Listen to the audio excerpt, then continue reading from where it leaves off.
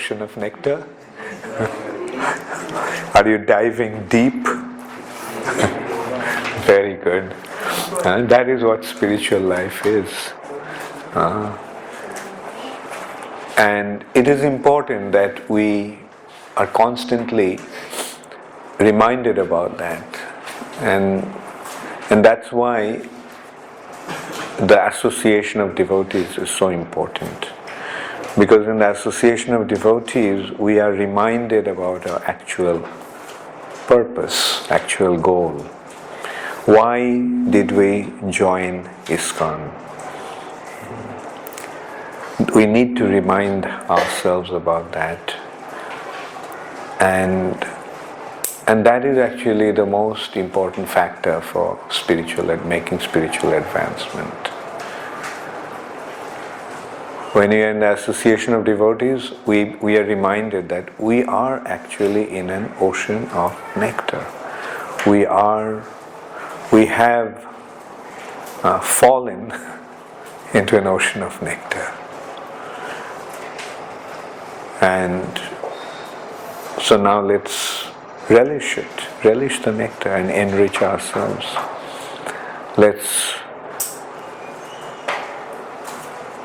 Let's get drowned in that ocean of nectar. The more we get drowned, the deeper we go, the closer we'll come to the spiritual sky. So, today is the 5th chapter. We are discussing about the 5th chapter, or rather we are going to discuss about the 5th chapter. So did you all read this chapter carefully? Then do I need to go through it?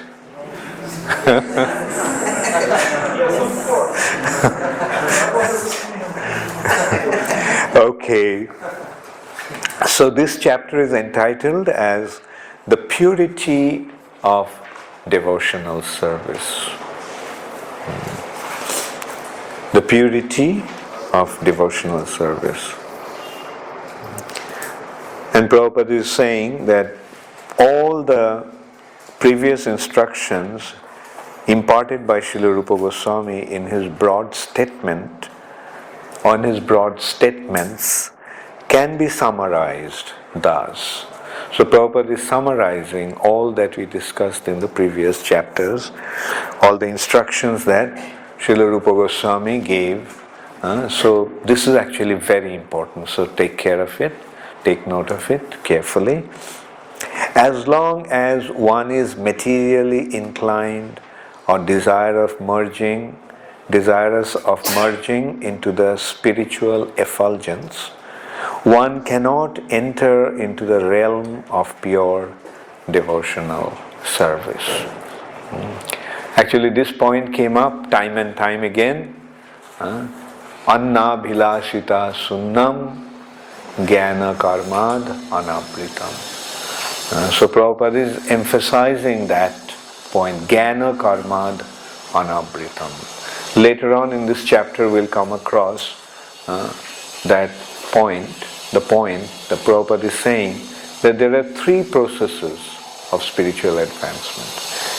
For spiritual enlightenment, there are only three processes: karma, jnana, and bhakti. Although karma or fruitive activities is a part of spiritual advancement, a part of the process for spiritual advancement, but actually it is an impediment. Ultimately, it is an impediment. It is a progress to some extent, but when you come to pure devotional service, then it is actually an impediment. It's a covering. Same thing with jnana, liberation. So, karma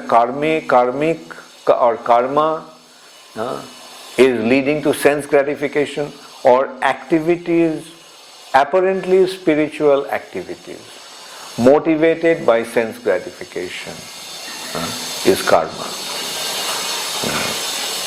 Apparently spiritual activities motivated by desire for liberation is jnana. So, yesterday the point came up that why jnana is considered to be an impediment. Because jnana is Krishna is saying that jnani, the bahunam janmanam ante jnanavan mang prapaddati. Jnanavan surrenders unto me.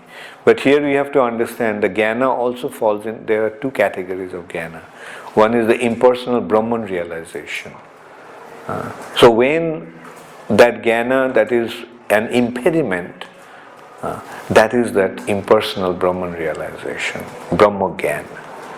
It's indicating Brahma Gyan. Knowledge about Krishna and Krishna's pastimes, and like say for example, we are acquiring some knowledge from Nectar of Devotion. Now this is obviously not an impediment.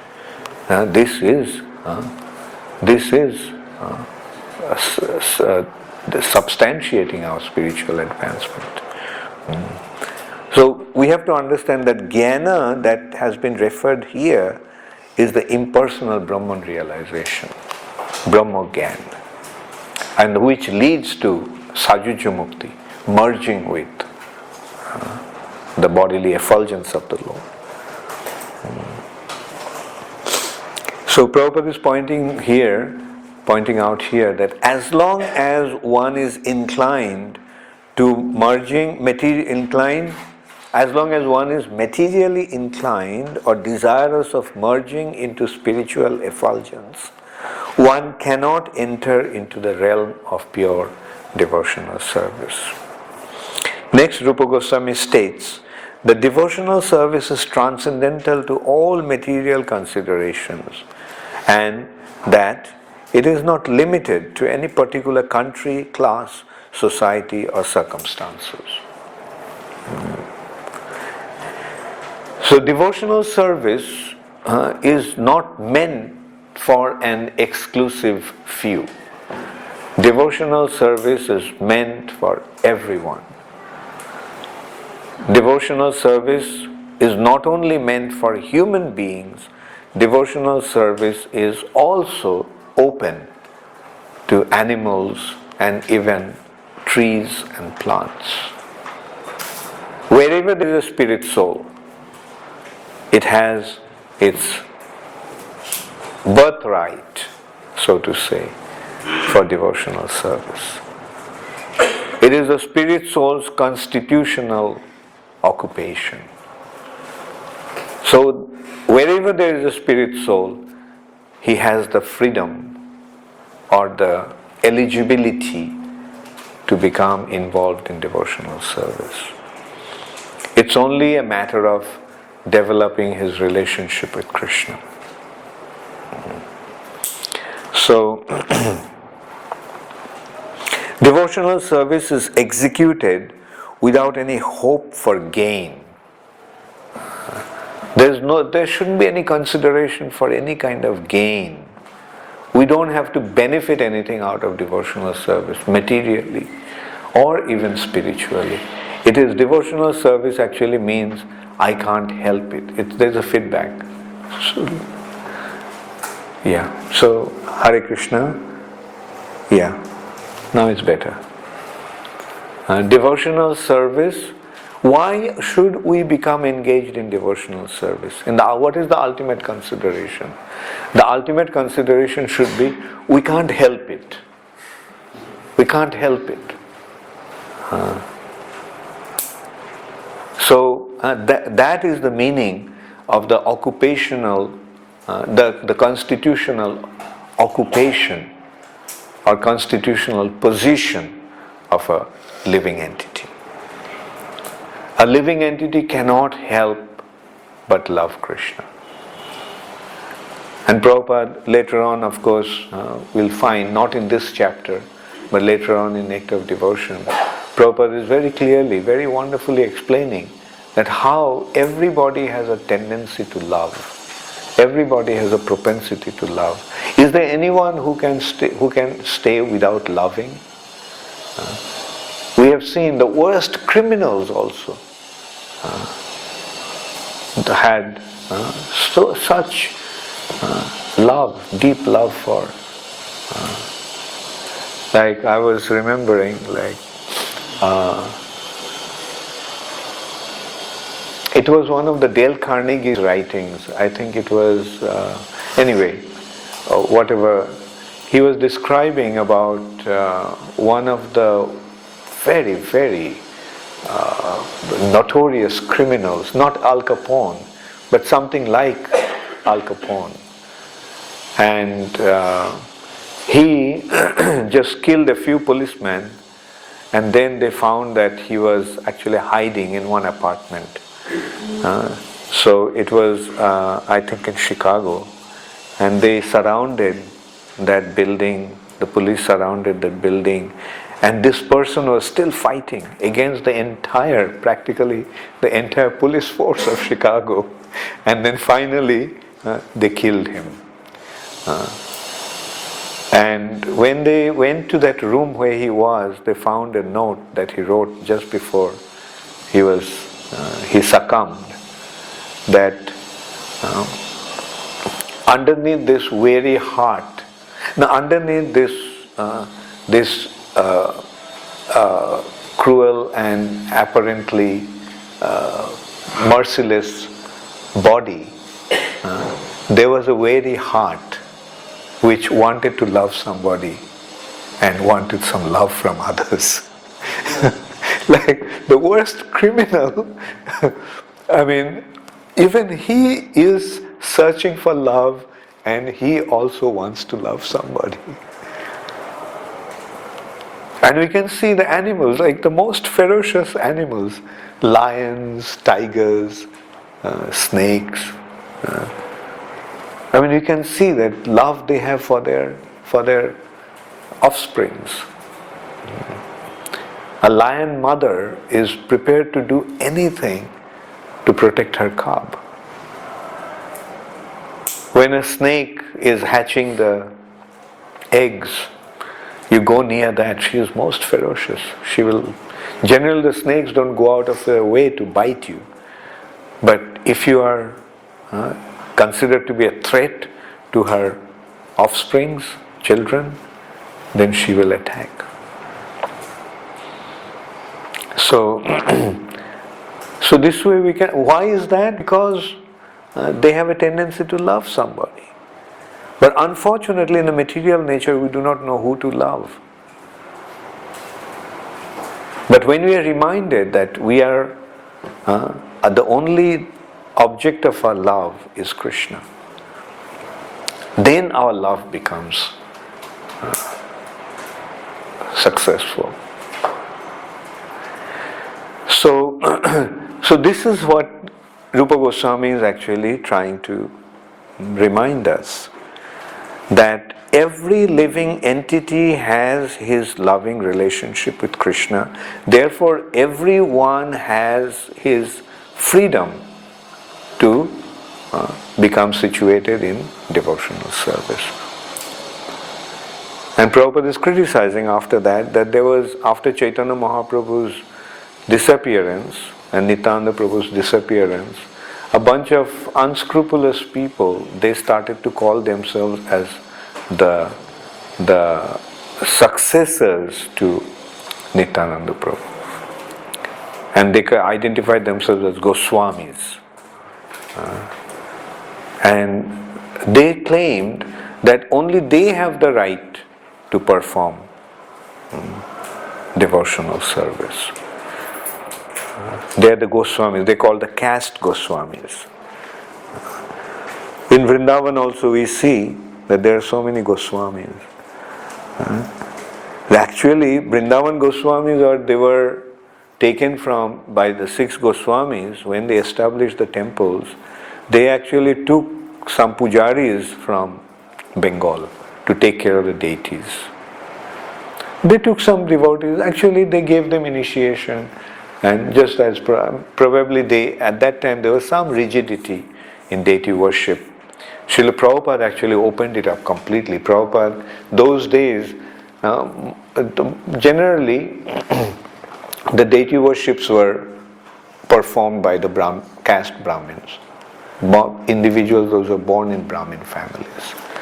So the Goswamis took these Brahmanas from Bengal But then they started to claim that only they have the right for devotional service.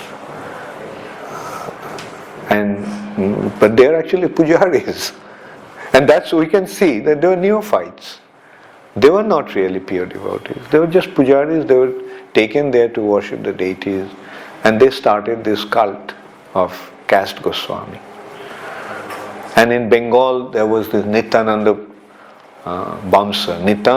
They are not Nityananda Prabhu's direct descendants, but because they were initiated by Nityananda Prabhu, and maybe the Brahmana, those who are born in Brahmana families, they assume that leading role, that we are the Nityananda Vamsa.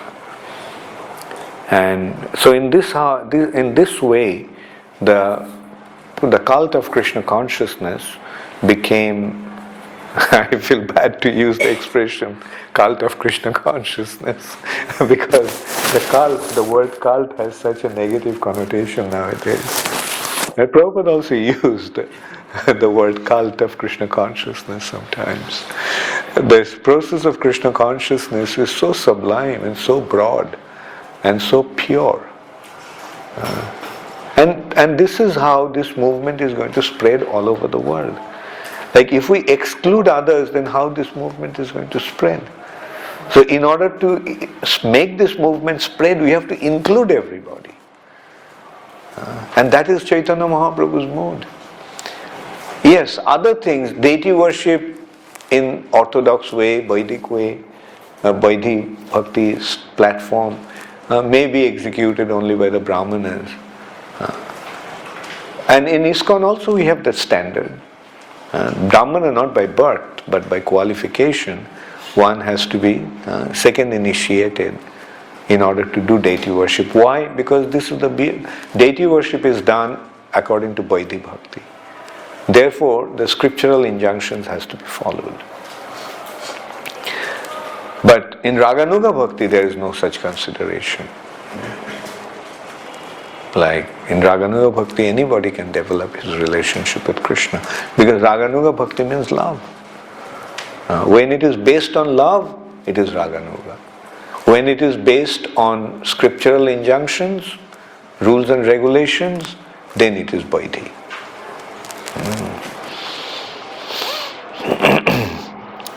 Then Prabhupada is saying, Srila Bhakti Siddhanta Saraswati Thakur, the powerful Acharya of the Gauriya Vaishnava Sampradaya, completely smashed their ideas. Bhakti Siddhanta Saraswati Thakur was a lion-like personality when it came to smashing those apasampradayas who are actually stifling the progress of Krishna consciousness movement. He just mercilessly destroyed them.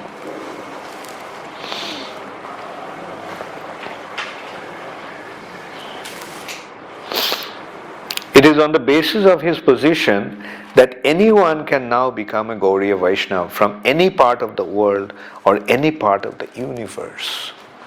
So Prabhupada actually made it happen. Previously it was theoretically pointed out that anybody has the liberty to become a devotee of Krishna. And in India, Bhakti Siddhanta Saraswati Thakur demonstrated that. Doesn't matter. Irrespective of your caste and creed, you can become a devotee of Krishna. And for that matter, Chaitanya Mahaprabhu also revolutionized this concept. Like prior to that, it was the spiritual life was exclusively reserved for the Brahmanas. The Brahmanas had the exclusive right for spiritual life. But Chaitanya Mahaprabhu actually included everybody. When he went to Jagannath Puri, he and started to spread the Sankirtan movement. Like he included everybody, just ordinary people, outcasts, and all these people were invited to participate in Sankirtan movement. And as a result of that, the Brahmanas became very upset. They thought that even actually, not only in Jagannath Puri, even in Navadvip, when Mahaprabhu started his Sankirtan movement, the Brahmanas were upset that he is including everybody, allowing everybody to practice the Vedic process. And for that matter, he started a new thing, chanting the holy name of the Lord. No deity worship, there was no emphasis on deity worship, no emphasis on other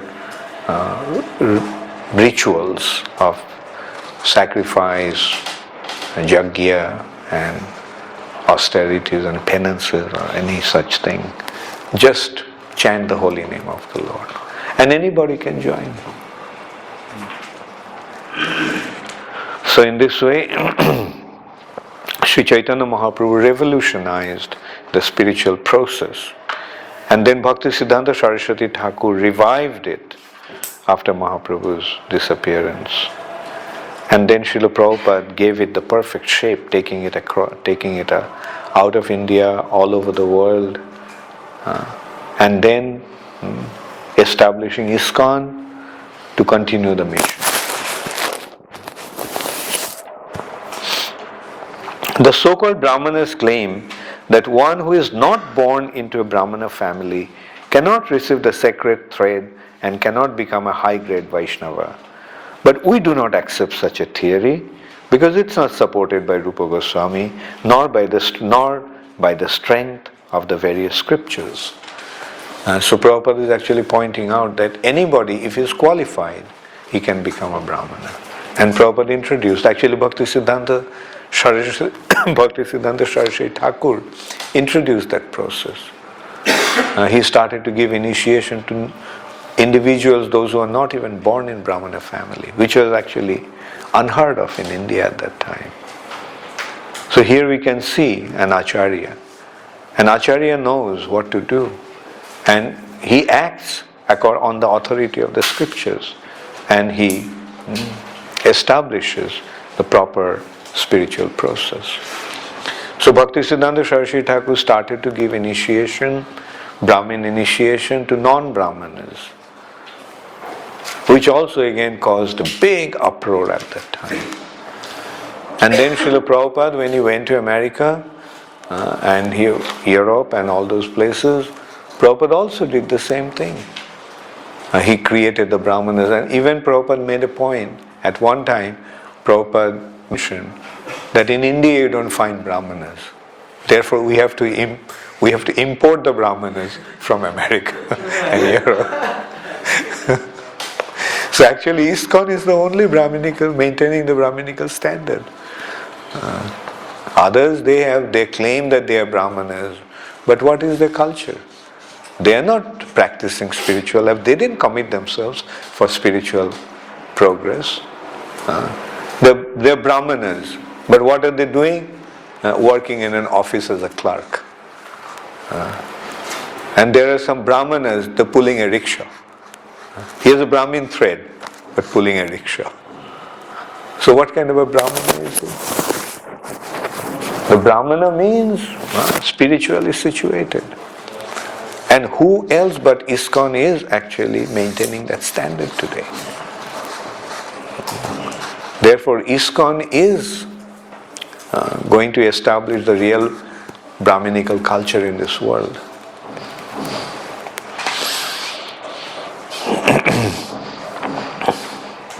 And another point here is that Vaishnava situation is even higher than a Brahmana's. It's not that Brahmanas are higher, Vaishnavas are higher. Brahmanas are in the mode of goodness. A Vaishnava is in the mode of pure goodness. So one who has become a Vaishnava, he has already transcended the Brahminical platform. He is even on a higher platform than a Brahmana. And therefore, to give a Vaishnava Brahmin Diksha, there is nothing unusual. It's not transgressing any norm or standard, Vedic standard. It's in conformity with the Vedic standard. So anyone who is a Vaishnava is already a Brahmana. As a matter of fact, for a Vaishnava to become a Brahman is a demotion, not a promotion.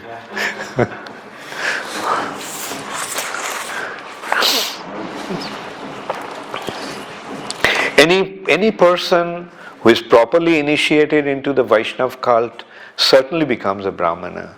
As much as the metal known as Kamsa, bell metal, is not, anyway, the pronunciation actually is Kasha,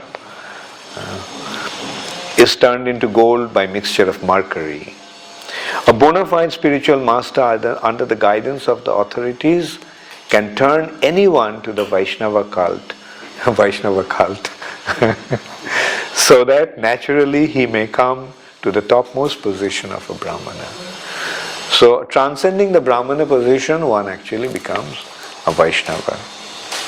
Then Prabhupada also pointed out that you are getting a chance to become a Vaishnava, not that by getting initiation or joining ISKCON you have become Vaishnavas. We shouldn't feel arrogant about our situation. That rather, on the other hand, Vaishnava is very humble. Vaishnava actually maintains a very humble disposition. He is never proud of his position. And we should not think that we have become a Vaishnava, but we should think that by Prabhupada's mercy, we are getting a chance to become a Vaishnava. Now it's up to us how sincerely we practice, and ultimately it's all a matter of quality. It's not a matter of some external things. It is not just by wearing a kantimala and shaving our head, keeping a sikha and putting tilak, we become Vaishnava. These are all external symbols. But the real consideration is the internal qualification. We have, Vaishnava is a state of existence. What is that state? The state of being situated in a pure spiritual identity. That's a Vaishnava. Vaishnava is not an external thing. To be a Vaishnava means to become a pure spirit soul.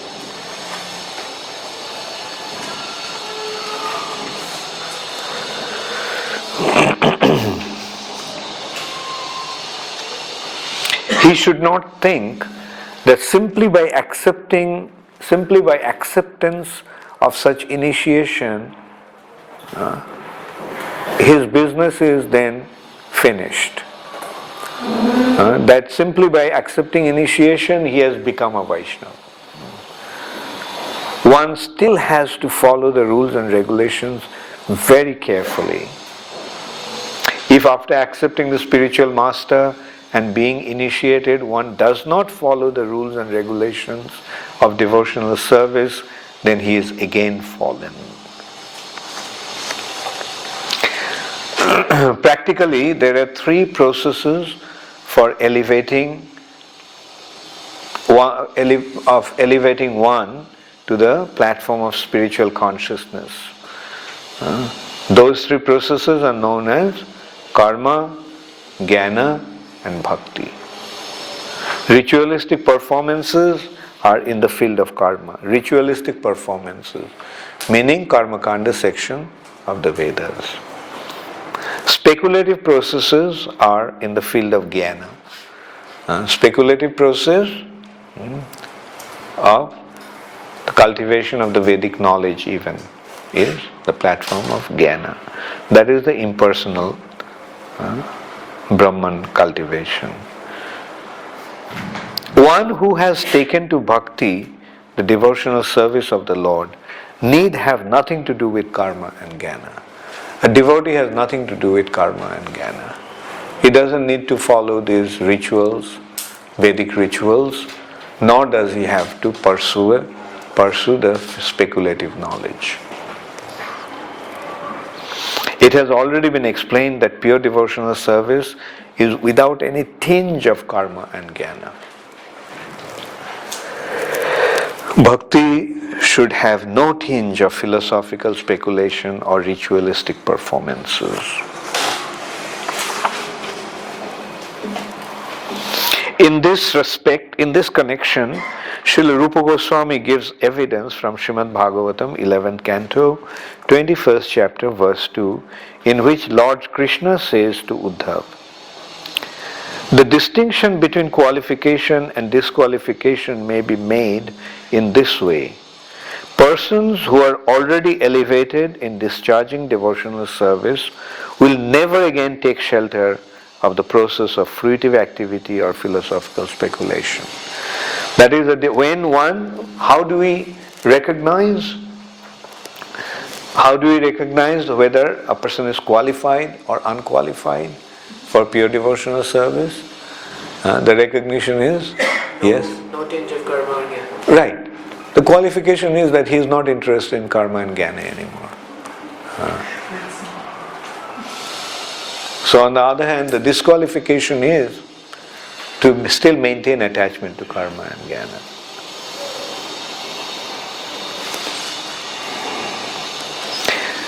Then again another quotation from Srimad Bhagavatam, Narad Muni advises Vasudev,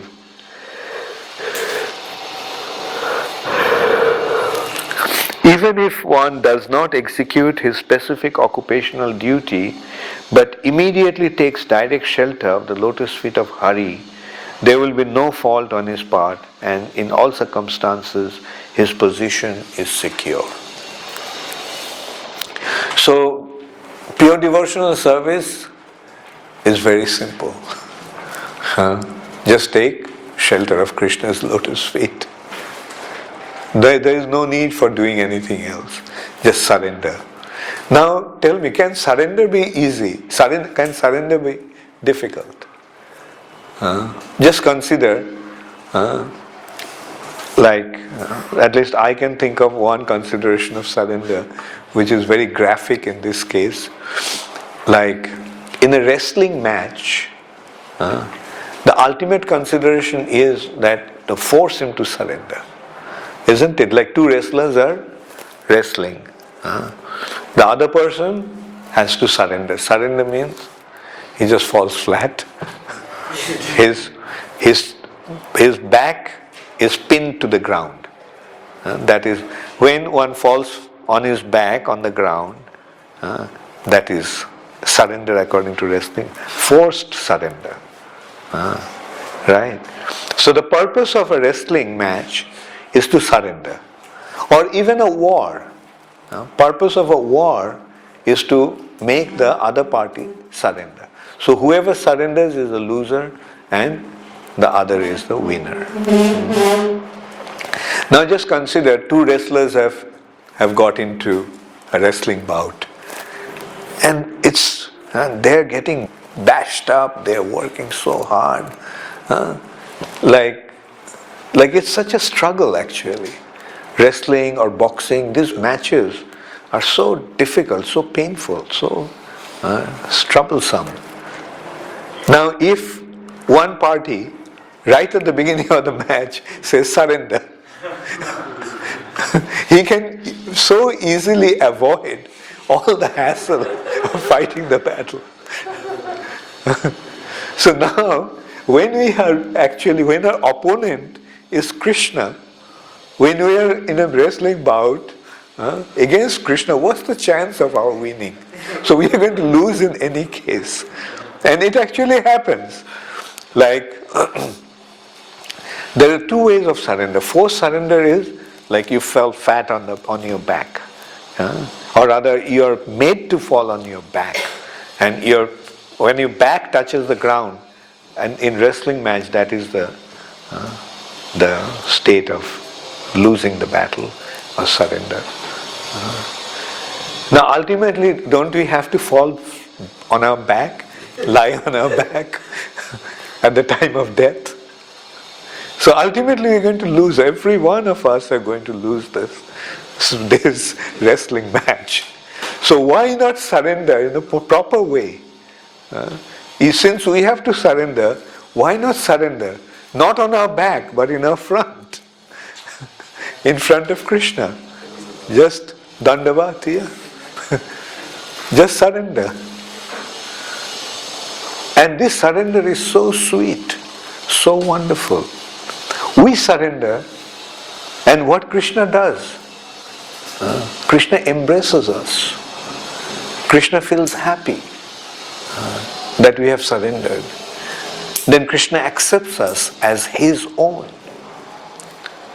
So who is that fool that in spite of getting to know about this process will not surrender unto Krishna? So devotional service actually means just this surrender to Krishna, and the rest will automatically happen. Today I'll just go through it because today is the last day. So I'll go through chapter and then I'll invite questions. Those who have questions, please write it down so that you don't forget the questions. I'll take your questions afterwards.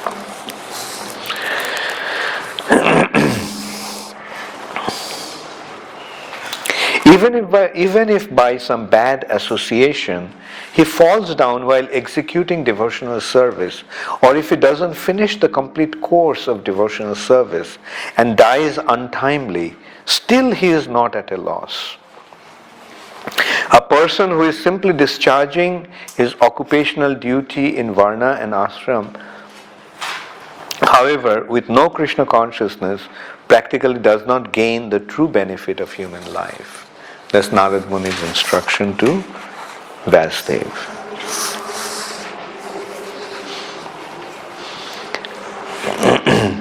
Another quotation is from Rishabdev to his sons.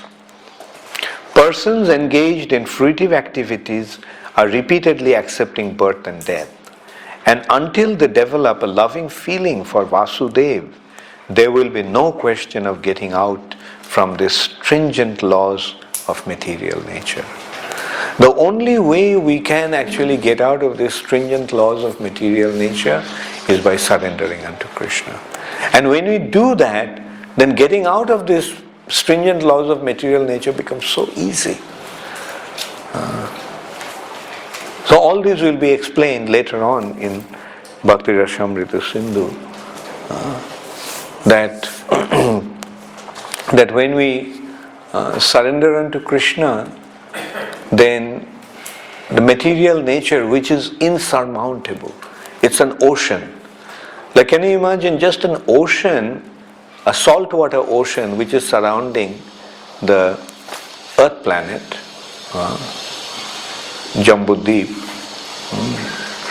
like how difficult it is to go across that ocean. Now mind you, there are just on the Bhumandal, there are 7 oceans and 7 islands. And each ocean is twice the size. The size actually increases as it goes further and further. And this is only one small little segment, small little section of the universe. And beyond this universe is the causal ocean. And beyond the causal ocean is the spiritual sky. Now can you imagine how impractical, it's impossible to get out of this material nature, go back to Godhead. It's as difficult as that, swimming across an ocean. But then, when we surrender unto Krishna, then this ocean of material nature becomes as big as the water in a puddle of water in a hoofprint of a calf. Not even the hoofprint of a cow, hoofprint of a calf. So that is how insignificant it becomes, or this is how how insignificant this material nature becomes, or this is how easy it becomes to go across the ocean of material nature when you surrender unto Krishna. So, so simple a process we have found, so why shouldn't we take advantage of it? And in the 11th canto, Krishna also tells Uddhava, "My dear Uddhava, any person who takes shelter of me in complete surrender and follows my instructions, giving up all occupational duties, is to be considered the first class man. So first class man is he who, rejecting all other considerations, have accepted Krishna's lotus feet. In Bhagavad Gita also Krishna said the same thing. Sarva dharman parityajya mamekam sharanam vraja. So in this way, these points have been substantiated. Then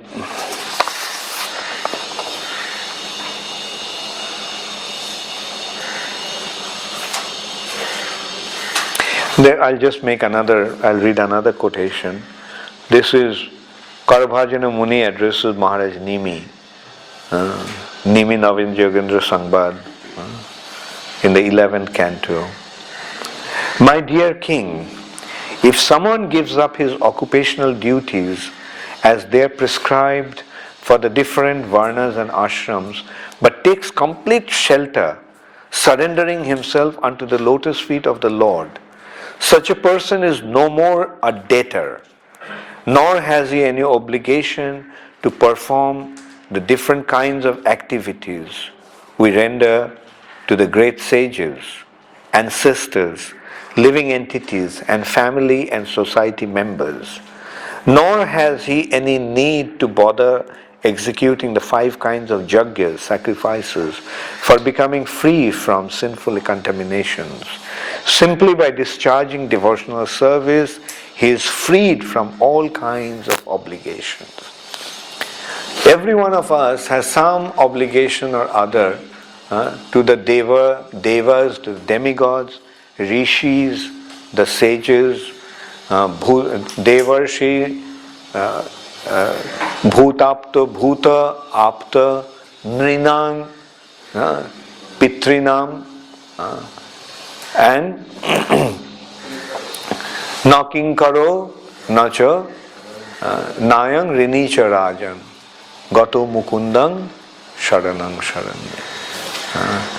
So we don't have any more obligation to anyone once we take shelter of the lotus feet of Krishna. We may have so many debts to so many people, but when you become surrendered to Krishna, no more debts. Krishna takes care of those debts. Otherwise, the debts have their results in the next life also.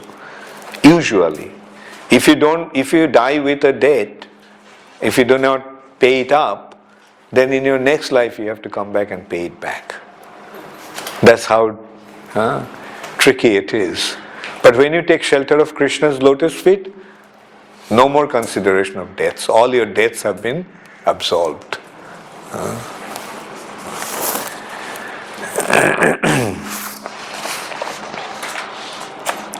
So in Bhagavad Gita also Krishna says that give up all occupations and just become surrendered unto me.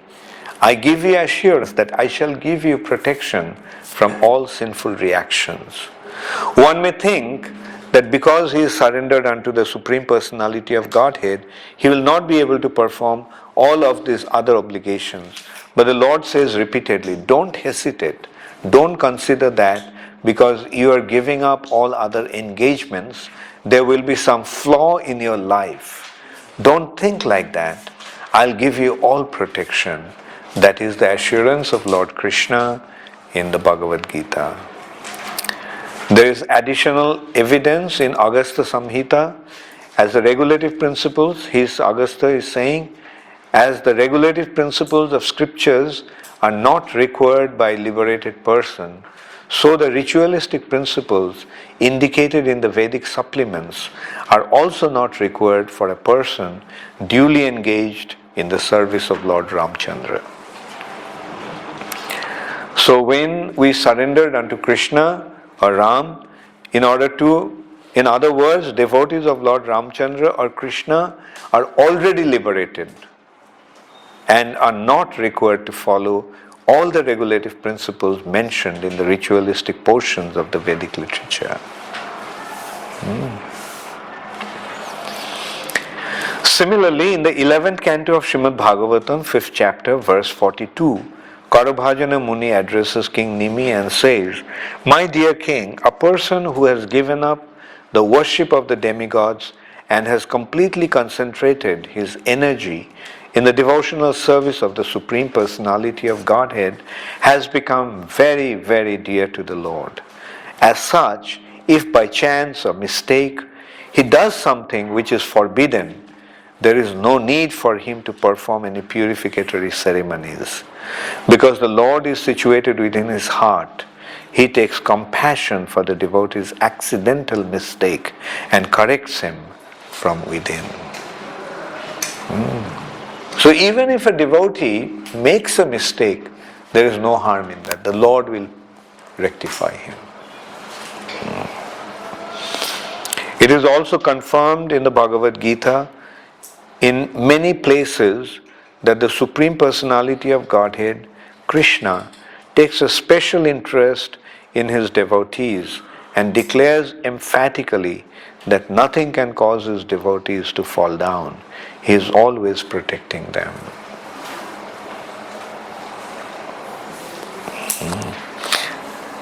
Okay, so please go through these chapters very carefully and try to understand the essence. What is the bottom line of what we had been studying for last few days? The bottom line? Anybody can. Devotional service is so powerful and it's natural for everyone. So everybody must take to devotional service. Good. And there is no need for anything else. Right. Sufficient. Just surrender. Yeah. Very good. Devotional service is independent of everything else, Yeah. and there is no need to worry about Right. becoming qualified for it. Exactly. Yeah. The only qualification is Sadhu Sangha and surrender. is surrender. The only qualification is surrender. Right? As I told you, the wrestling match, you go into the ring, as soon as you enter into the ring, and who is standing there as your opponent? Krishna. So just surrender. Then no more wrestling necessary. And what will you get? Love, love, and only love. Love and only loving exchange. With Krishna, surrender will lead to that loving exchange. We surrender and then we see how much Krishna loves us. Now when you see that someone is loving you so much, what will be your natural response? To love him back, to respond to that love. And you respond to the love, and then what happens? Then Krishna loves you even more.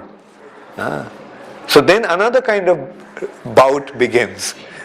That is the wrestling of love. Who can love him more? So that is the essence of all that we are studying here. Surrender unto Krishna, there is no need for anything else. Everything will be achieved just by surrendering unto Krishna. Like the other day, Atul Krishna Prabhu actually brought up a very relevant point that then what about the scriptures? All these books are there. The books are there to give us an indication that we are on the right track, that we are progressing properly, and it is a the books are the reminder. Shape up. Don't fall asleep.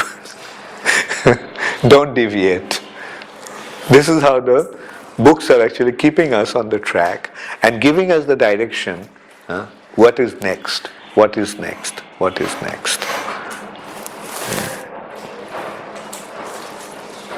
Like while you are reading Nectar of Devotion, the later parts, you will notice one thing, that many things will fly over your head. You won't understand it. But as you make advancement, they start to come back to you with newer realization. I mean, what to speak of Nectar of Devotion? When you read Bhagavad Gita, each time you read, don't you get a newer and newer meanings, revelations? That is what happens when you make it. This is how it is according to our advancement the scriptures are becoming alive. We'll understand the scriptures according to our advancement. The more advanced we become, the more the scriptures will be revealed to us. Therefore, they are known as revealed scriptures. Originally, the knowledge is going to be revealed in our hearts. Dibbogyan Hriday Prakashito. This is not a knowledge that we are going to retain in our brains. It is something that is going to be revealed in the heart. And as it becomes revealed, they'll be confirmed by the descriptions of the scriptures. Okay, so now we can invite some questions. I remember you had a question yesterday. I told you that. Yeah, somebody asked. Okay, yeah. Yes, Gita Nagari. We get this kind of cornucopia of wonderful things that are going to be that we are going to get, and we don't have to worry about if we become a devotee. So my question is how much of a devotee does one have to be for this to kick in? A pure devotee. To get the absolute benefit or the absolute revelation. The pure devotee. Actually, like to the extent we become pure, to that extent it is revealed. So when we are 100% pure, without any tinge of impurity, then the whole entire spiritual sky will open up. And to the extent we become purified, to that extent we will be surrendered. So the ultimate consideration of surrender is 100%. And when we surrender 100%, then we get 100% of Krishna also. We give our 100% and Krishna gives his 100%. So tell me, isn't it a wonderful business? That's why it's Bhavasayatmika Buddhi.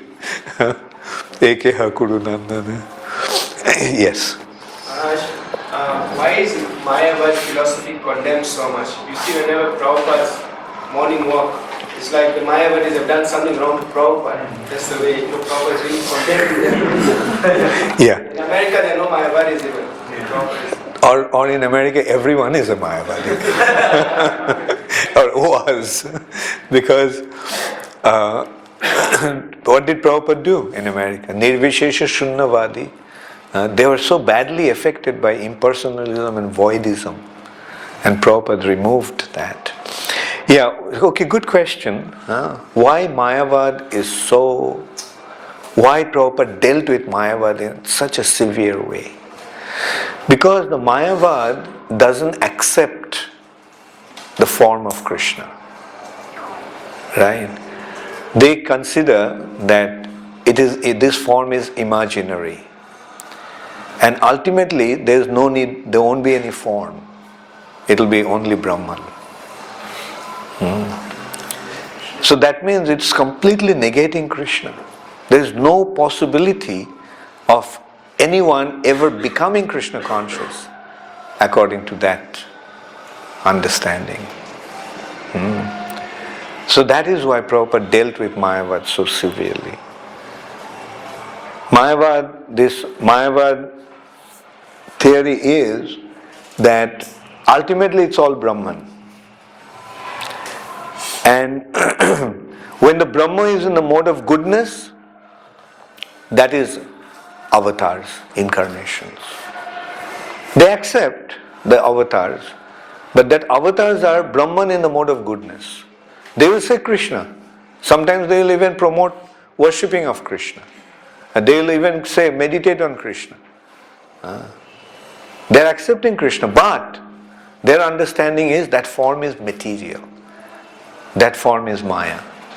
Krishna's form is illusory. Maya, just as yours and I are forms. And in the goodness, it is avatar. In passion, it is jiva. You see, we are jivas because we are in the mode of passion. Brahman, influenced by the mode of passion. So when we will transcend the mode of passion and come to Brahman, come to mode of goodness, The process of becoming good to that platform is by taking sannyas. A sannyasi is in the mode of goodness. Therefore they identify that a sannyasi is Narayan. So you are a sannyasi, so you become Narayan. You have become God. Right? But then when you transcend the mode of goodness, then you will come into the Nirvikar, Nirakar, Nirvishesh, Nishaktik Brahman.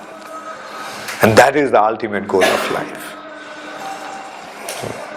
So, where is the possibility of developing any understanding about the Supreme Personality of Godhead? Right? According to their understanding, everybody can become God. Everybody can become. Oh, it's only you have to come to the mode of goodness. That's why Prabhupada smashed it. Because there is no room for devotional service. No room for understanding Krishna as the Supreme Personality of Godhead. There is no room for surrendering unto Krishna. And there is no room for developing a loving relationship with Krishna. So the entire spiritual domain has become inaccessible due to this philosophy. Actually, in Tamil Nadu there is one so-called God, Guru Nityananda. He said that I am not here to prove that I am God, I am here to prove that you all are God. So that is more attracting to the people. Yeah. Yes.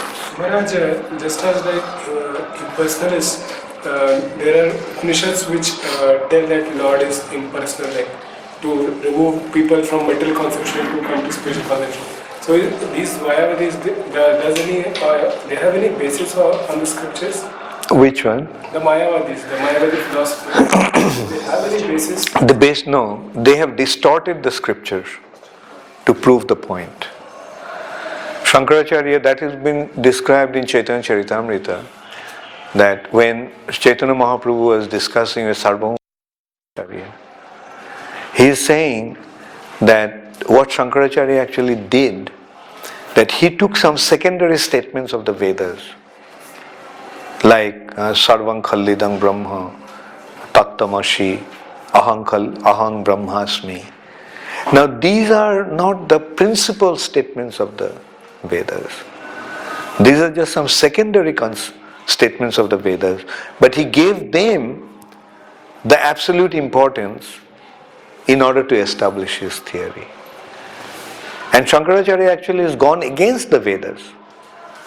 You see, Vasudev has propounded a theory called Brahma Parinamvad, which is the actual reality. Brahman has been so in simple words, it's the theory of transformation. Brahman has been transformed into Jagat. But Shankaracharya came up with another theory called Vivartavad. Vivarta means a theory of illusion. And he gave the example, what is an illusion, theory of illusion?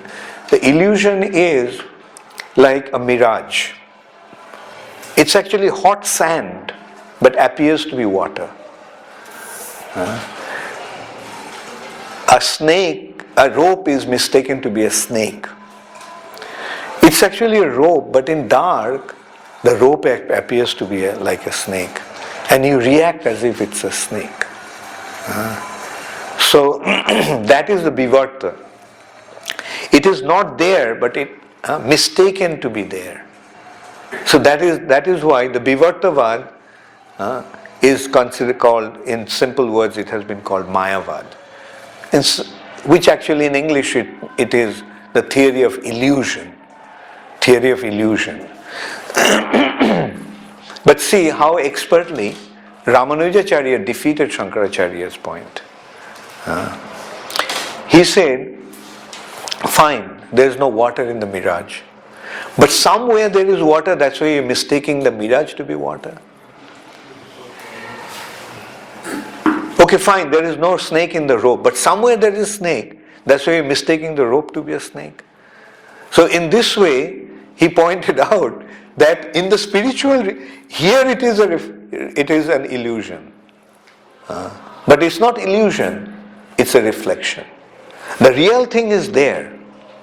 And it is reflected here in the way we are perceiving, which is apparently not real. It's a reflection. So in this way, by defeating Shankaracharya's theory, is again known as Kevala-Dvaitavad.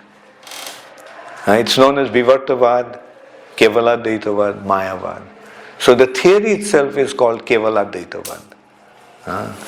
And Ramanujacharya defeated Shankaracharya's point with a Vishishtadvaitavad. The Advaita is there, a non-dual, but that non-dual aspect is a spiritual reality. There everything is spiritual. And in that spiritual reality, there is variety.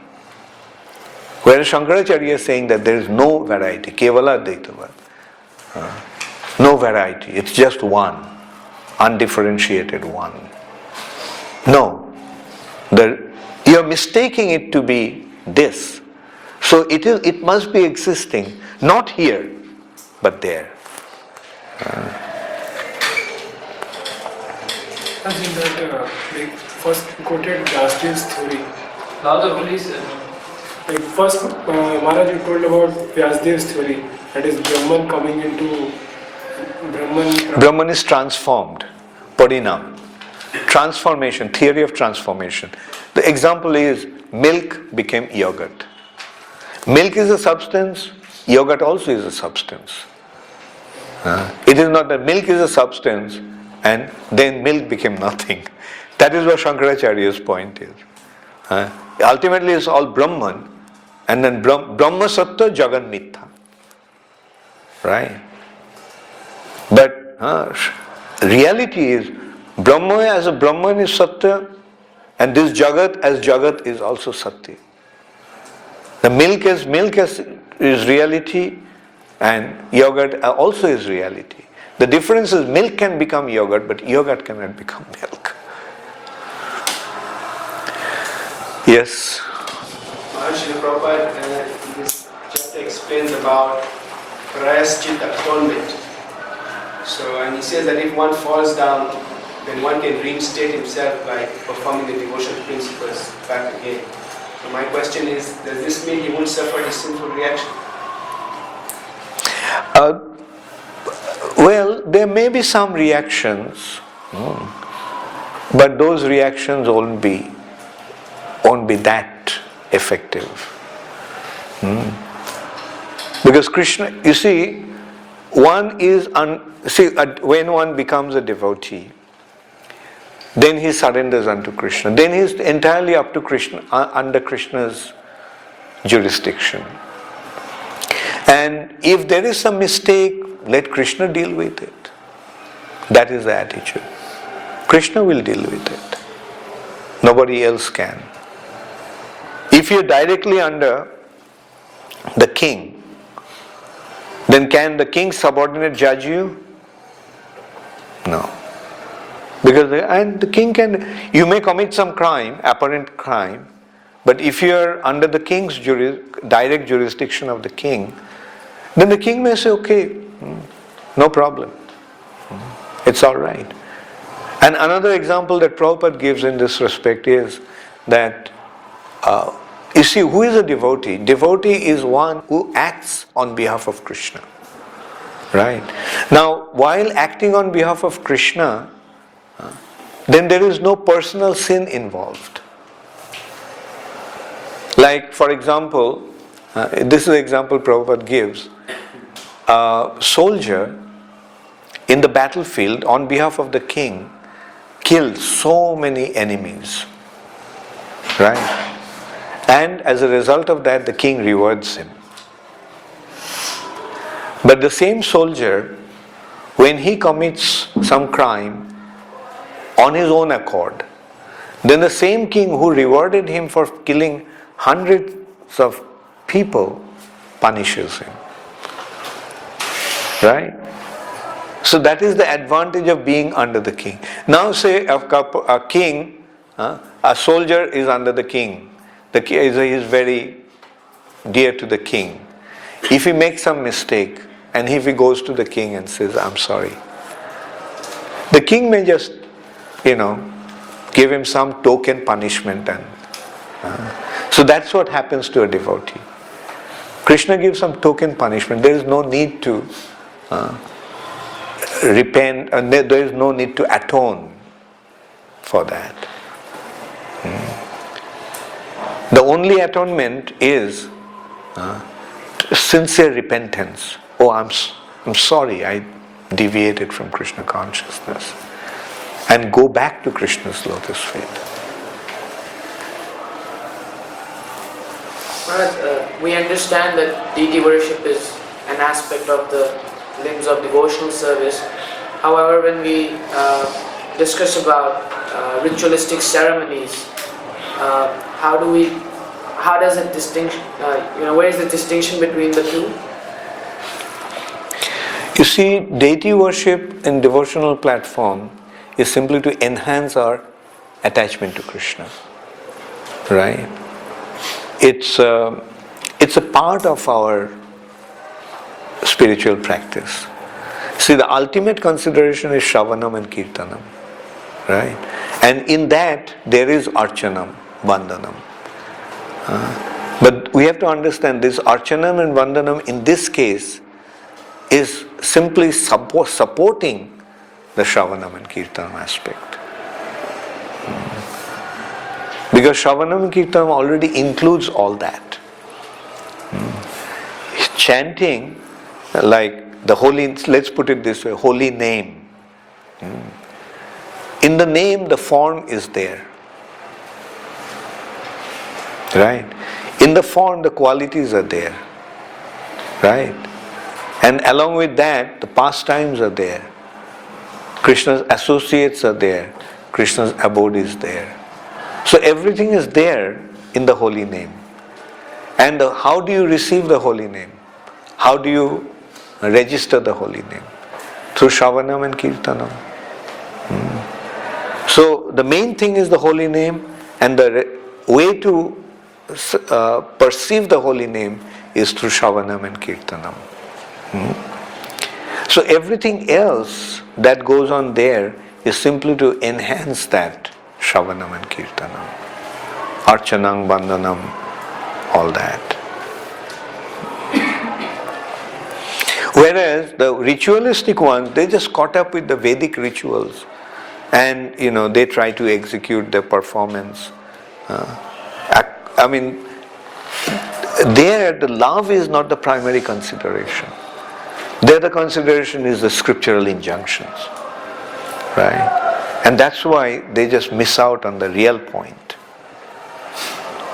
Therefore, the thing is, which Prabhupada is pointing out, that the Vaidhi Bhakti should actually lead to enhancing Raganuga Bhakti. Spontaneous, loving relationship. Rag actually means love. Raganuga Bhakti and Prema Bhakti is synonymous. Yes? The other limbs of devotional service like Archana, Vandanam, that is, they are also independent. Puthu Maharaj, he was just doing Archana only. So, yeah. They are there. They are there, but what I was pointing out, that our case of this Navada Bhakti is little specialized. Yes, one can achieve perfection by following those processes. But those perfection, main point is, those perfection will not take them to Radha Krishna in Vrindavan. Without Shravanam and Kirtanam. Which means actually Sankirtan. The only way to reach Vrindavan is through Sankirtan. Another thing that we say that the Karmakanda section of the Vedas, but the Karmakanda section of the Vedas does not include deity worship, just like this Brahma, Smat, Dayananda. So they don't worship deities. That is different, but no. If you follow the Vaidhi Bhakti, say in South India, they are actually following the Karmakanda section. And they are very expert in deity worship and all that they do. But they're missing out on that real thing. Yes, Atul Krishna Prabhu. Prabhupada writes, Swami is writing here that one engaged in devotional service doesn't require to do any prayashchitta. And sometimes we devotees present, the importance of vratas like Chaturmasya and Vishnu Pancha and different Ekodashi vratas. And it's described there that these vratas will purify you from all sinful reactions. So can you comment on that? That on one hand, where it's kind of like implying that just by practicing devotional service, we're completely purifying ourselves. Right. Some of the things are essential, like Ekadasi, Janmashtami, Ram Navami, Radhashtami, Gaur Purnima. So these are known as Madhava Tithi. The Tithi is the days that are very dear to Krishna. And by observing, special devotional activities on that day enhances our devotion because it pleases Krishna. But other things, I do not know about Chaturmas. Personally, I don't think Srila Prabhupada so much introduced that, You see, what happened is, during the early days, when some devotees came from the West, Prabhupada sent them to India, and they were staying in Gauriya Math, and they saw some activities in Gauriya Math, like Chaturmas, they were growing beard, and they don't really follow the Chaturmas show strictly, but I think these had been introduced through those, because Prabhupada was not so much concerned about the austerities and penances for the devotees. Because Prabhupada knew that these devotees are just, Prabhupada was happy that they're practicing devotional service. Like, young American boys and girls, like that they accepted Krishna consciousness, that was good enough for Srila Prabhupada, Like he didn't, even Ekadasi, the way Prabhupada actually implemented the Ekadasi, instituted Ekadasi in ISKCON, is actually very, very simple, Just abstain from grains and beans. But have a feast. But if you look at, real observance of Ekadasi is fasting. And fasting means fasting. Right? The abstinence from grains and beans is no way fasting. Right? So, and also another, why I'm saying it is because I had a personal experience once. You see, I was in Vrindavan at that time, serving Srila Prabhupada. I used to cook for Srila Prabhupada. Prabhupada actually taught me how to cook. Because he wanted a male devotee cooking for him. And when I started to serve him, one day I proposed, Srila Prabhupada, can I cook for you? And Prabhupada said, okay. And you cook for me tomorrow. And then Prabhupada started to teach me himself, actually. Anyway, so one day in Vrindavan, Prabhupada asked me to make a preparation which needed spinach. And so I went to the kitchen, and then I was told that that was the month of spinach fast. So I went and told Prabhupada, this month is spinach fast of Chaturmas. Then Prabhupada commented, is everyone observing Chaturmas? And I got the message. I went to the Loi Bazaar, I went to the market and got spinach. The Prabhupada mentioned about 2 types of spinach, and palang shak and data shak. Anyway, I got those 2 types of spinaches, and I cooked that preparation. And for days together, Prabhupada he liked that preparation so much That for days together he took that, and it was Chaturmas. And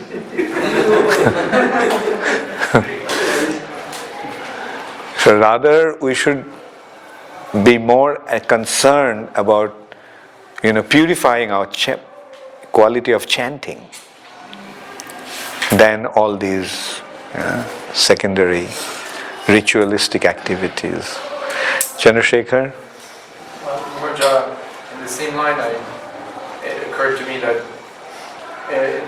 in regards to deity worship, for example, we have this very famous picture of Srila Prabhupada offering the first arti to Krishna Balaram in Vrindavan. He's wearing a kurta, stitched cloth, for the opening. Yeah, right. So, yeah. But then some devotees will say, well, we can't imitate him. And they could say we can't imitate the chaturmas, eating spinach during chaturmas. And then the other way to look at it is, well, Prabhupada's preaching by his example. So how do we see it? Well, the thing is that my common sense says that when Prabhupada is doing the deity worship wearing the kurta, it's not that important, But at the same time, like if the tendency is there to set a very pakka standard, because early days we did things which were not really very pakka, and now let us set up a proper standard. That is also good for our preaching. So that way we can look at it. But when Prabhupada is doing the deity worship wearing kurta, wearing stitched cloth, that is a clear indication that Prabhupada is saying that, well, this can be done in this way. There is no need to be that strict. That's one way of looking at it. But the other way of looking at it is that, say for example, early days Prabhupada said, just fast from grains and beans on Ekadasi. But then we are actually now, some of us are observing Ekadasi in a very strict way, even fasting from water. So if we can enhance the standard, that is fine. That is desirable, because ultimately we have to establish the Vedic culture. Now if we say that Prabhupada was liberal, so that should be our standard. Now that is also not right. Prabhupada was liberal when we were young. But now that we are growing up, let us become strict among us about ourselves. And that is for the benefit of Krishna, propagation of Krishna consciousness. Yeah. Yeah, this is something that always something that is kind of doing now that kind of just really, I find really, that wasn't done during Prabhupada's appearance, or Prabhupada's manifest pastime. And that is the change of time zones and the calculation of when it's Ekadasi on this day, when it's Ekadasi. And if you go to another time zone, it's Ekadasi tomorrow, and it's Janmashtami on this. And Prabhupada, when he was present, he said, whatever day it's Ekadasi in Mayapur, then it's Ekadasi all over the year. On January 13th, it's Ekadasi in Mayapur, then on January 13th, we just observe it all over the world. Whatever day it falls, if Janmashtami falls on August 20th in Mayapur, then on August 20th, it's Janmashtami all over the world. So, I don't know, I find that standard just really smart and intelligent, because, especially when you're driving a truck across time zones. It's really hard to figure out what day is Ekadasi, what day isn't Ekadasi. Yeah. And finally, when I was in that situation, I just looked at the Mayapur calendar and I said, whatever day it's Ekadasi in Mayapur, it's Ekadasi for me. So I was wondering, anyway, how do you feel about that? And it makes life very complicated. So,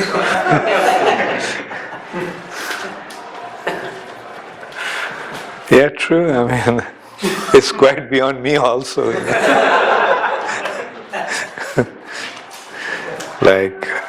I can't figure out. Like sometimes, as you said, 21st say Janmashtami is 20th August in Mayapur, and sometimes the Janmashtami is on 19th August in Los Angeles. A day before Mayapur, I don't know, I'm not an expert in astrology, so I don't want to go into that. But my tendency is that whichever way ISKCON is going, I go along. But these are some developments that now is very difficult to undo. The person who started that, he's gone. He's not in ISKCON anymore.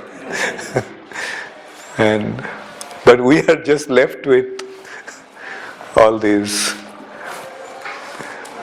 Yes?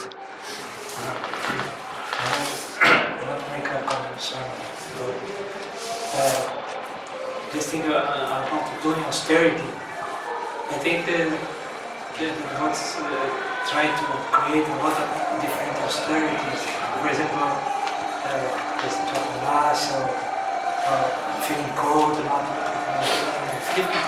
But I think if a person wants to do austerity, why he doesn't go to book distribution, for example? Yeah, right. That's a real austerity. Yeah. Anyway, let's not dwell into that. Let's just carry on.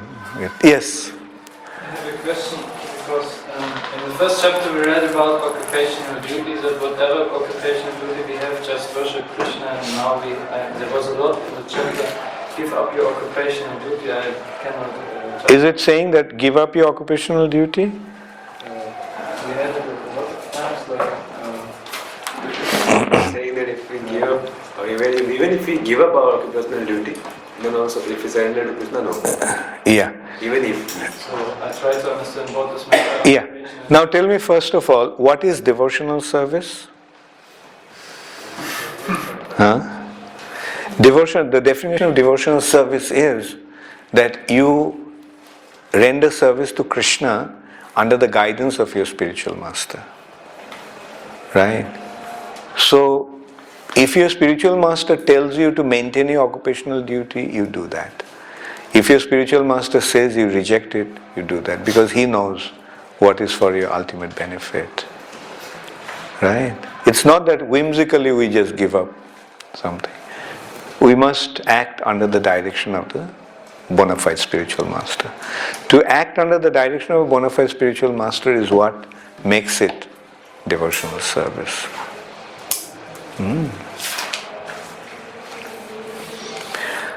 So, yes? Is it that pure devotion service can be practiced when one has come to the first class platform of devotional life, from neophyte to Madhyam, or it is feasible to practice in neophyte stage also? Can you repeat again? Practice of pure devotion service, is it feasible in neophyte stage, or it is possible when one has come to the first category of devotion? Like say for example, when you come to ISKCON, which has been designed to enable everyone to practice pure devotional service or perform pure devotional service, then when you're functioning as a part of ISKCON, yes, even though you're neophyte, you are in the structure that is designed for pure devotional service.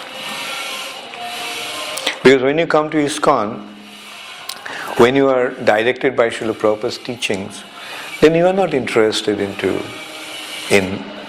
fruitive activities and desire for liberation. Right? In ISKCON, what you are trained up to be, to render pure devotional service to Krishna and don't have any other desire. Isn't it? That takes time. It takes time to... And as you make advancement, your purity, you started off with the process of pure devotional service, but your individual purity is increased, or individually you become more and more pure as you make advancement. Or vice versa. As you become more pure, to that extent you become advanced. So it doesn't matter that we are neophyte. The other day I gave the example of green mango that Prabhupada mentioned.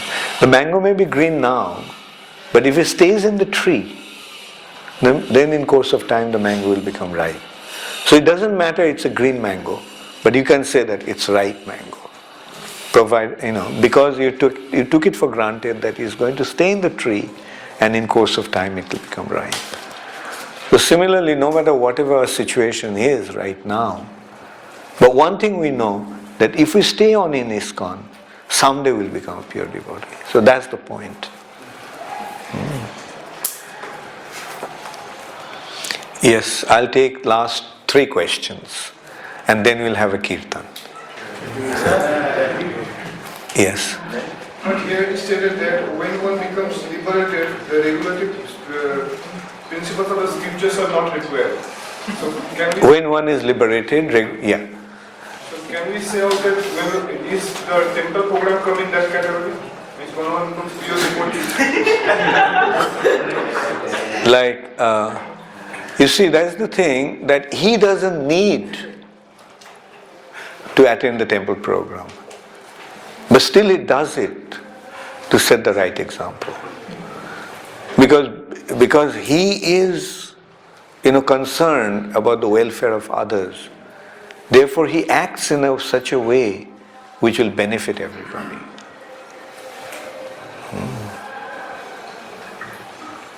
So they said that hearing and chanting are always needed. You're off the line. You're out of turn. I said last 3 questions. I completely forgot. Anyway, go ahead. It's mentioned that hearing and chanting, even if one is liberated, or even if one becomes... You'll continue to do hearing and chanting. So temple program also includes hearing and chanting. Yeah. And also, like when you go to Vrindavan, what will you do? You'll attend the temple programs there also. There'll be a real temple program. What is the difference between Raganuga Bhakti and Prem Bhakti? And Uttam Adhikari, he is on Raganuga platform or Prem Bhakti platform? Well, you see, Raganuga actually there are 2 paths, you can say. One is following the rules and regulations of the scriptures. Following the scriptures is one path. And following your heart, right, is another path. Heart means love, right? So that is another path. So when you're practicing devotional service, then these 2 paths are consideration. Raganuga sadhana bhakti, Vaidhi sadhana bhakti. And by practicing, you will become situated in that particular path. If Raganuga is your course, you'll move on that direction. And as a result of, the end result of Raganuga bhakti, you'll get the Prema bhakti. Uttamadhikari is on the platform Prema Bhakti? Yes, yes. Uttamadhikari is on the platform of Prema bhakti. Yes. If I can just sneak in one question. On this topic of spreading Krishna consciousness, Prabhupada particularly says all over the Western world. If Prabhupada was to, let's say, come here for the GBC meetings next year, how do you feel, from your point of view, how satisfied do you think Prabhupada is, or would be, with our reports of how we've continued to spread Krishna consciousness in the Western world after his meetings? Yeah, Prabhupada will be terribly disappointed. Prabhupada will go to the temple. Like for example, once I was in London, there was a big program in the manor. It was a donors banquet, right? 500 families were gathered there. And in my speech, I opened it with the consideration that Prabhupada will be very pleased that so many of you have come. So many of you have accepted Krishna consciousness and helping the movement. But at the same time, Prabhupada will question, we are in England, where are the Englishmen? Because they are all Indians. So Prabhupada, when Prabhupada was here, our temples are filled with Western devotees. Not that, Prabhupada was making a discrimination. Prabhupada wanted Indians as well as the Westerners. But today, most of the Western, most of the temples in the Western countries, there are very, very few Western devotees. And the programs are just, it's an Indian program. Most of them just come on the Sundays and for the Sunday feast. And the other days, most of the temples are empty. Sometimes there is a joke, jokingly some of our God brothers I heard mention that in some temples there are more deities than devotees. So Prabhupada will be very, very disappointed seeing that. He'll be happy that so many devotees are joining, especially in India, and in the West also so many Indians are coming forward.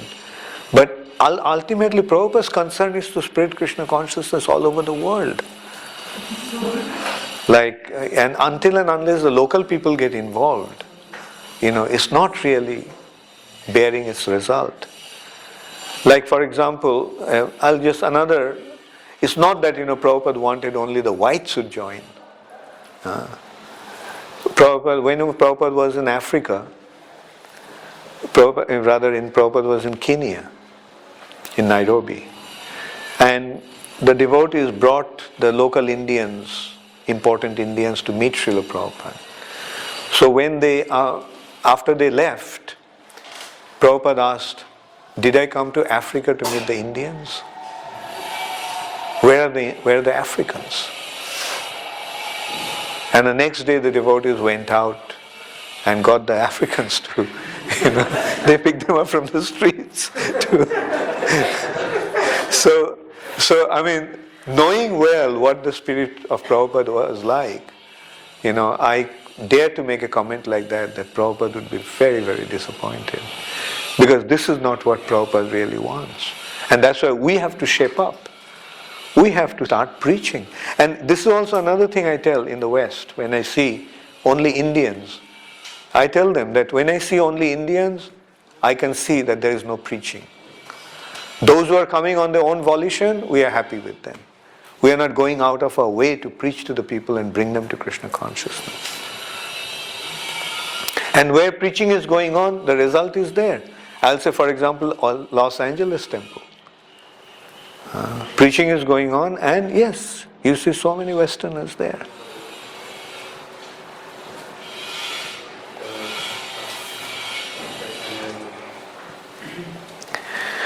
Okay, so yeah,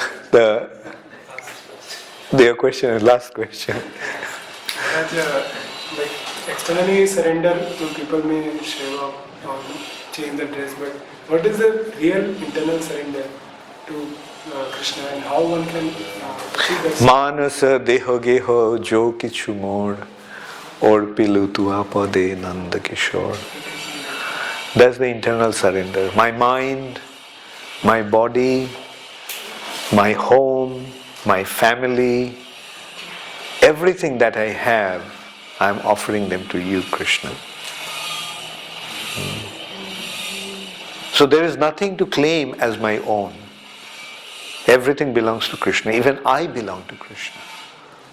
So that is the ultimate internal surrender.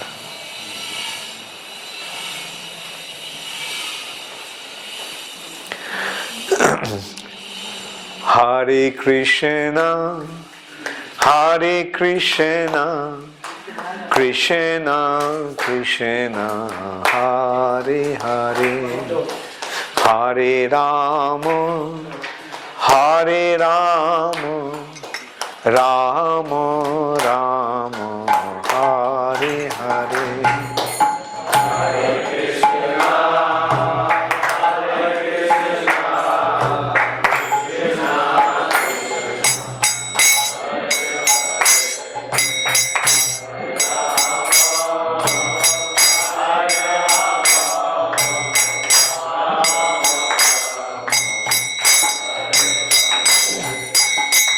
Hare Krishna, Hare Krishna, Krishna Krishna, Hare Hare, Hare Rama, Hare Rama, Rama Rama, Hare Hare.